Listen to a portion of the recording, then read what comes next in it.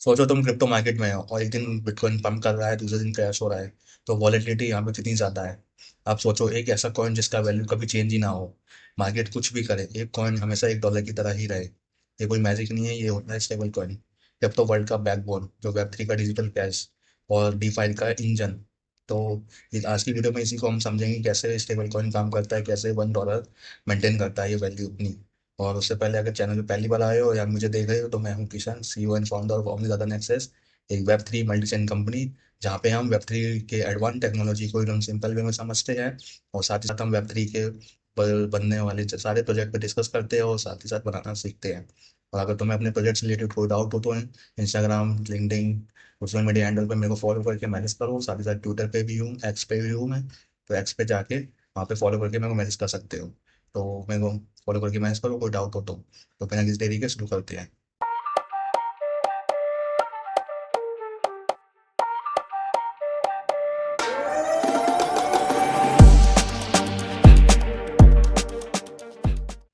Stable coin basically crypto currency है जिसका price stable रखा जाता है।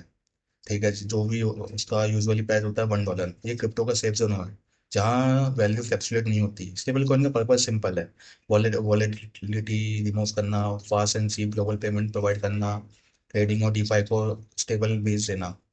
पर लेकिन स्टेबल कॉइन की जरूरत क्यों पड़ी? अगर तुम ट्रेडिंग करते हो तो तुमने सब स्टेबल कॉइन या स्टेबल जोन में पार्क करना चाहोगे। तुम चाहोगे कि भाई साहब स्टेबल जोन हमेशा रहे।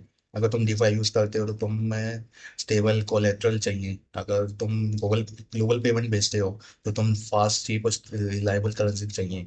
तो इसलिए स्टेबल कॉइन वेब 3 में मस्ट हैव बन गया है। मस्ट हैव मतलब जरूरत ही जरूरत है उसकी। उसके बिना काम अब पॉसिबल ही नहीं है, क्योंकि इसकी जो ये सब कुछ मेंटेन कर रहा है। अब 3 तरह के स्टेबल कॉइन्स होते हैं जो कि इस फ्लो को कंटिन्यू रखते हैं। ठीक है, अब स्टेबल कॉइन में 3 कैटेगरी भी आते हैं, जैसे कि ये कैटेगरी डिसाइड करती है कि कॉइन कितना सेफ है या रिस्की होगा।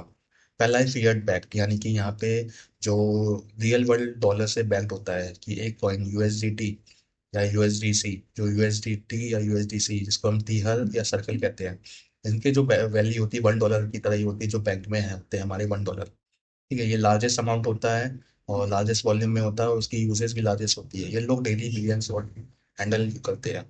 है क्रिप्टो बैक्ड यानी डिसेंट्रलाइज मॉडल। ये स्टेबल कॉइन क्रिप्टो से बैक्ड होता है, जैसे कि जो कि है मेकर डाओ।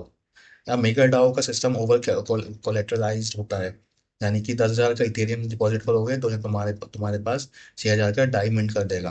कंप्लीटली डिसेंट्रलाइज और ट्रांसपेरेंट है, यहाँ पे कोई बैंक की जरूरत नहीं पड़ती। थर्ड है एल्गोरिदम, जो मोस्टली रिस्की माना जाता है मेरे अकॉर्डिंग।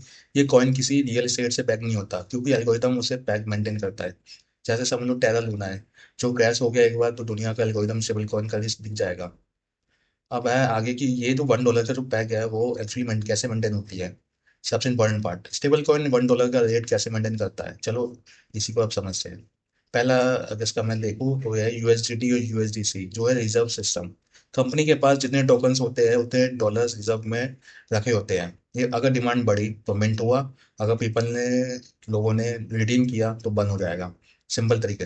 बैंक में ये जो $1, जो जो जितने भी कॉइन्स हुए क्रिप्टो कॉइन्स, स्टेबल कॉइन्स, अगर मैं बोलूँ स्टेबल कॉइन, उसी उन्हीं की वैल्यू में डॉलर्स रखे जाते हैं रिवर्स बैंक में। ठीक है, तो अगर डिमांड बढ़ती है तो इजीली मिंट हो जाएगा, और अगर पीपल रिडीम कर रहे हैं उसको तो बंद हो जाएगा।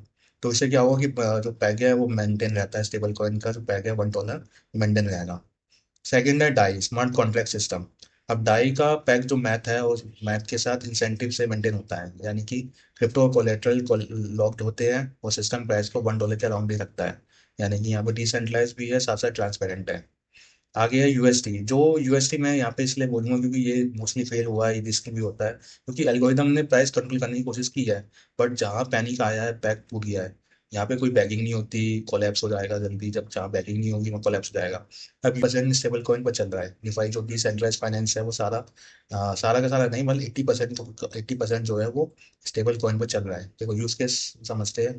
ट्रेडिंग पेयर्स, जो जो भी ट्रेडिंग कर रहा है उसका जो ट्रेडिंग पेयर्स है स्टेबल कॉइन है। लोन या लैंडिंग लोगे, ठीक है, बोरो करोगे बेचोगे, ठीक है, ये स्टेबल कॉइन होता है। स्टेक करोगे या ईल्डिंग करोगे तो स्टेबल कॉइन होगा। लिक्विडिटी पूल्स, वो भी स्टेबल कॉइन होता है। क्रॉस बॉर्डर पेमेंट करोगे वो भी stable coin. Air drop farming, वो भी स्टेबल कॉइन। तो without stable coin crypto economy रुक जाएगी, क्योंकि सब कुछ स्टेबल कॉइन में हो रहा है, सबको सेफ खेलना है, कोई भी रिस्क लेना नहीं चाहता। और क्यों ले रहा है, जैसे अपना इतना मेहनत से अर्न करते हो तो उसको उसमें इन्वेस्ट करते हो, साथ में सब प्रॉफिट जनरेट होगा, तब तो आगे मजा आएगा।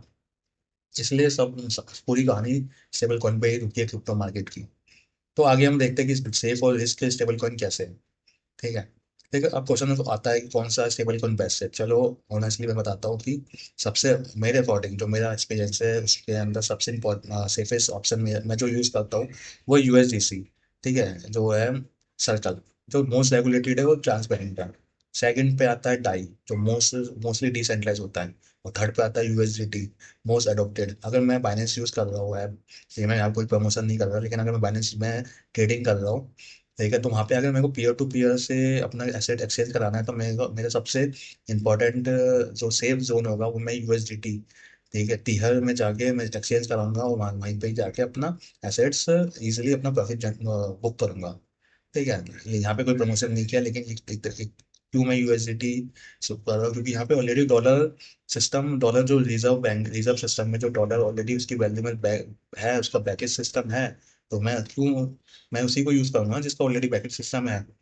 ठीक है। यहाँ पे रिस्क क्या है कि देखो, मॉडरेट रिस्क है। पहला है कि न्यू फिएट बैक कॉइन है। ठीक है, यहाँ पे ये रिस्क हो सकता है कि अगर कोई भी आता है स्टेबल कॉइन, अगर न्यू लॉन्च हुआ है तो यहाँ पे कोई भी, तो उसका फिएट बैक होना चाहिए। ठीक है। मतलब जैसे कि उसकी वैल्यू में बैंक रिजर्व में होना चाहिए डॉलर। ठीक है, यहाँ पे रीजन स्पेसिफिक टोकन्स में रिस्क होता है। ठीक है, इसको आगे अगर हम बोलोगे तो उसमें एक स्पेसिफिक वीडियो बना दूंगा, रीजन स्पेसिफिक टोकन्स क्या क्या होते हैं। आगे है कि हाई रिस्क, जिसको अवॉइड करना चाहिए। पहला एल्गोरिदम स्टेबल कॉइन, जो एल्गोरिदम यानी कि एक तरह समझो कि भाई एकदम वायरल हुआ, ट्रेंडिंग हुआ, ठीक है, पॉन्जी स्कीम की तरह वायरल हुआ, लोगों ने इन्वेस्ट किया, फिर उसका एकदम से तुरंत पैसा निकाल लिया और पैसा प्रॉपर उसकी नीचे गिर गई।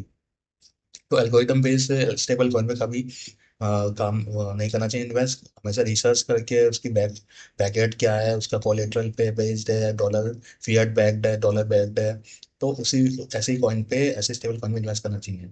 सेकंड है लो लिक्विडिटी स्टेबल कॉइन, जिसकी लिक्विडिटी ही नहीं है स्टेबल कॉइन की, तो उस पर इन्वेस्ट करके क्या करोगे।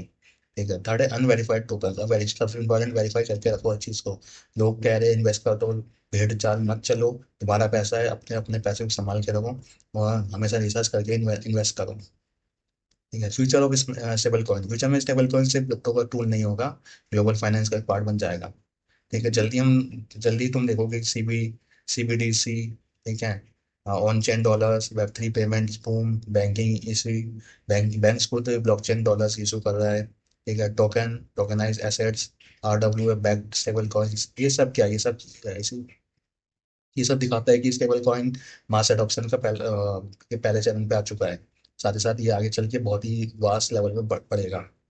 ठीक है, अब स्टेबल कॉइन को तुम सिंपल समझ गए होंगे कि कब किस पे इन्वेस्ट करना चाहिए, किस पे नहीं, क्या कौन से कॉइन कैसे काम करते हैं, और कौन सा कॉइन एकदम एल्गोरिदम बेस्ड है या कौन सी स्कीम है।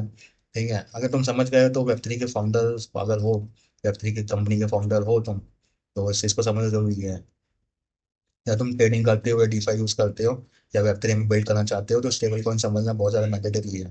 ठीक है, सिंपल सी बात है, तुम खुद भी यूज करा होगा कहीं ना कहीं। ठीक है, अगर ये वीडियो हेल्पफुल लगा तो लाइक कमेंट सब्सक्राइब जरूर करना, और कमेंट में बताओ कि नेक्स्ट वीडियो टॉपिक कौन सा चाहिए। और बाकी मिलते हैं नेक्स्ट वीडियो में, तब तक की चैनल सब्सक्राइब करो और बाकी नीचे कमेंट करो, और मिलते हैं और इंस्टाग्राम में लिंक्डइन पे मैसेज कर देना अगर कोई डाउट हो तुम्हें, तो वहाँ पे तुम्हें प्रॉब्लम सॉल्व कर दूंगा। तो टेक केयर, बाय बाय।